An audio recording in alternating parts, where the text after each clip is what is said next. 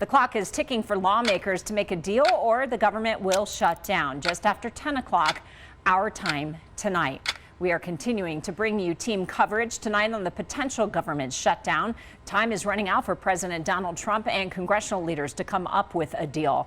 Let's check first with senior reporter Brett Forrest, who has breaking news for us. Brett.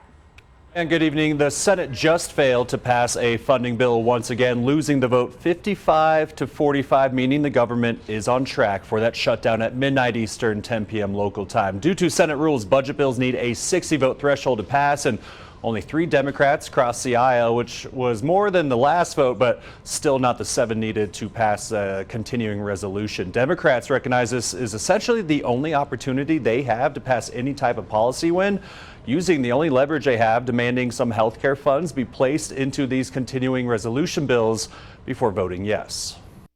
The 60-vote threshold having not been achieved, the bill upon reconsideration is not passed.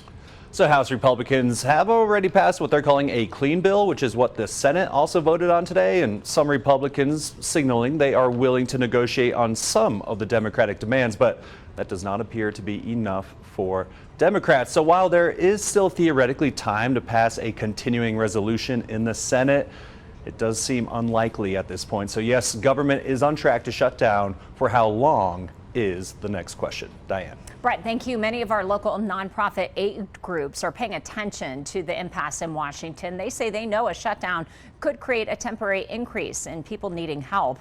News 5's Bill Folsom checked in on what they're anticipating.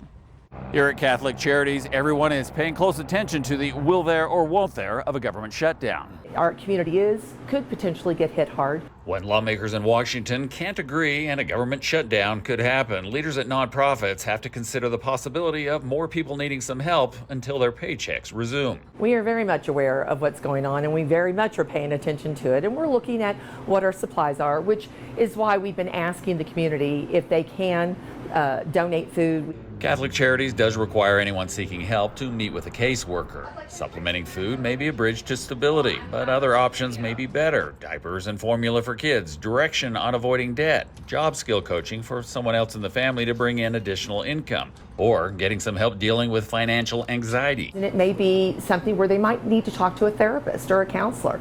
There's also stress for nonprofits who've been seeing increased demand because of inflation, while also seeing drops in funding from government cuts. We know it's a tough time for everybody, and so we just hope that those who can give will give to support those who cannot support themselves for right now.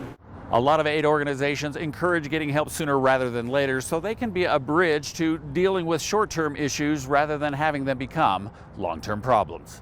In Colorado Springs, Bill Folsom, News 5.